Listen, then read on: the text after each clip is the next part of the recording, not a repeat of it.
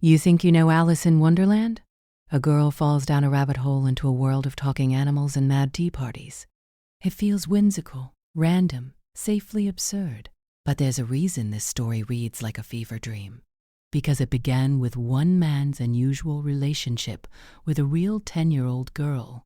A relationship preserved in a book, while crucial evidence was later destroyed. July 4th, 1862. A 30-year-old mathematics lecturer rows 3 sisters down the Thames. The middle child, dark-haired Alice Liddell, demands he tell her a story with herself as the hero. Charles Dodgson obliges, spinning a tale about a girl whose body won't stop changing, where adults transform into monsters, where nothing makes sense.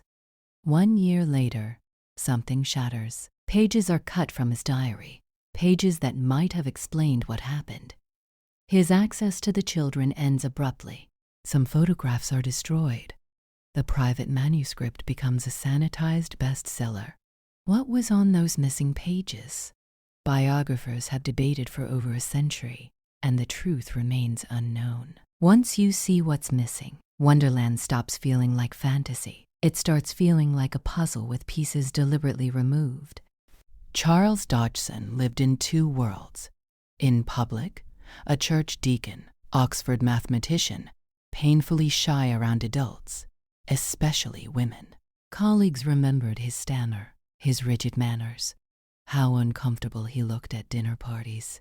But in private, he built an entirely different existence around what he called his child friends, predominantly girls between 4 and 12. He wrote them affectionate letters filled with pet names. He arranged outings, river trips, photography sessions. Historians note a pattern: intense friendships with particular girls that would fade as they approached adolescence. Photography became his passion. Over 2 decades, thousands of images. Many featured young girls posed as beggars, mythological figures. Some photographs depicted children in ways that Victorian society considered artistic, but that disturbed modern viewers. Most of those plates were later destroyed, though references survive in letters and catalogs. Whatever those destroyed materials contained, they mattered enough that someone later decided the public should never see them. Victorian parents consented to these sessions. The era had radically different boundaries around childhood, art, and propriety. Alice Liddell wasn't just another child friend. She was the daughter of Henry Liddell, Dean of Christ Church, one of the most powerful men at Oxford. Dodgson's career, his rooms, his entire position depended on the dean's favor, and yet this bachelor gained extraordinary access to the dean's daughter. Boat trips, nursery visits, photography sessions. In a society obsessed with propriety, this arrangement was somehow acceptable, for a time.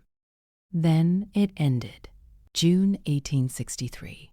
For decades, Dodgson kept obsessively detailed diaries, daily weather, walk routes, every letter sent, every encounter recorded, an almost suffocating chronicle of Victorian respectability. Then the record breaks. Pages covering late June 1863 were removed from his diary, cut out with scissors or a blade, leaving only stubs. The exact number and content remain unknown. Picture it. Years after his death, someone, likely family members managing his estate, opens the 1863 diary, reads those pages, decides no one else can ever see them. No explanation, no note, just the deliberate removal of evidence. Scholars have circled this absence for over a century. Theories abound. Did Dodgson propose marriage to 11-year-old Alice? Did something inappropriate occur? Were the Liddles warned about his behavior? Did a family dispute have nothing to do with Alice at all? The evidence is incomplete, and every theory remains speculation.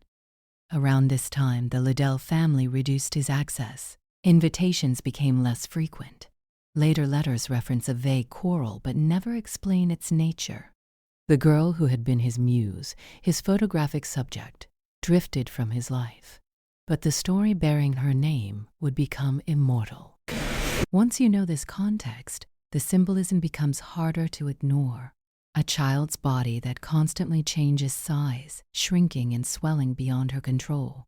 In Victorian England, this resonated with a specific anxiety. One day you're too little for adult conversations. The next you're too big for games, for childhood freedoms. Alice stretches until her neck becomes serpentine, then shrinks until she nearly drowns in her own tears.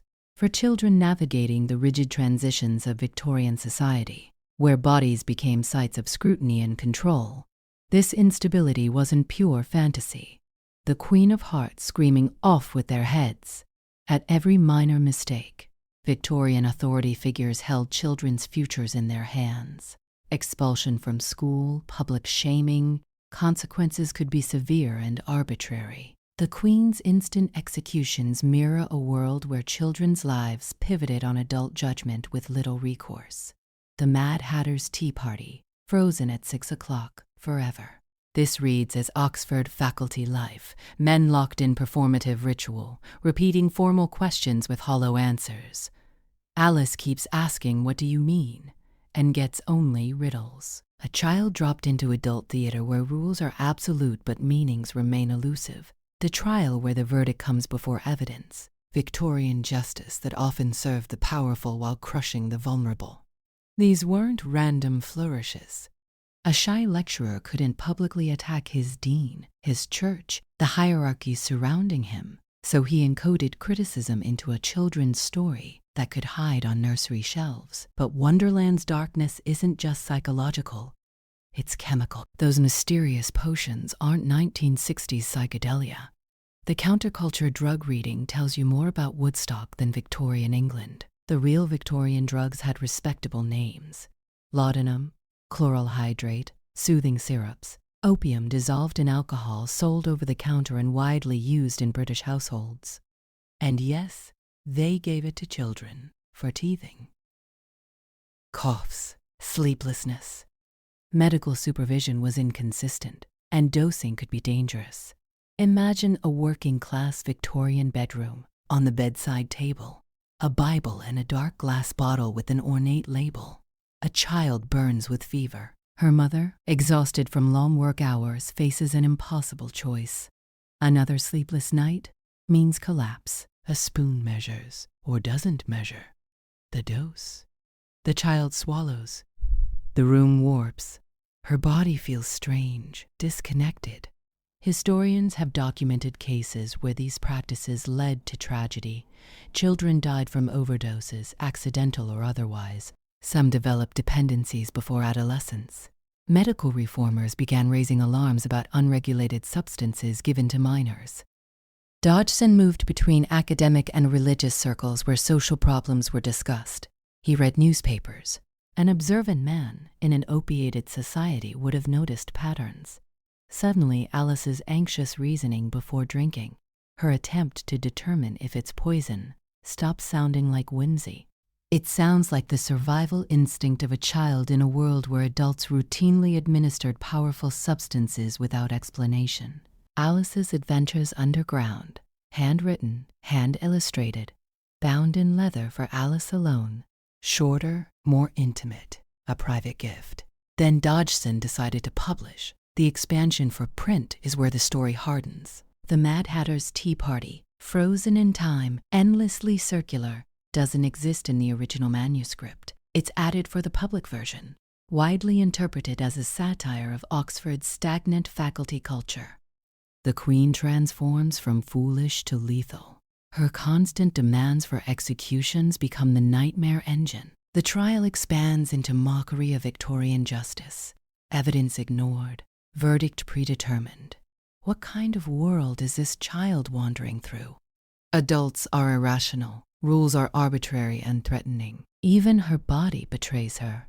For Victorian children subjected to corporal punishment, sent to factories, or medicated when they resisted, this loss of bodily control wasn't pure fantasy.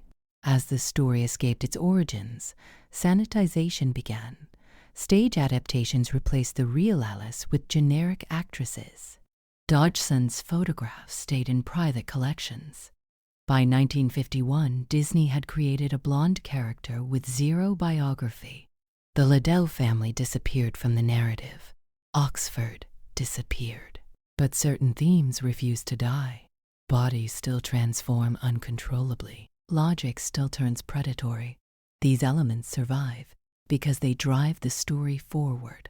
The personal context gets erased, but the psychological tension remains, pulsing underneath the merchandise.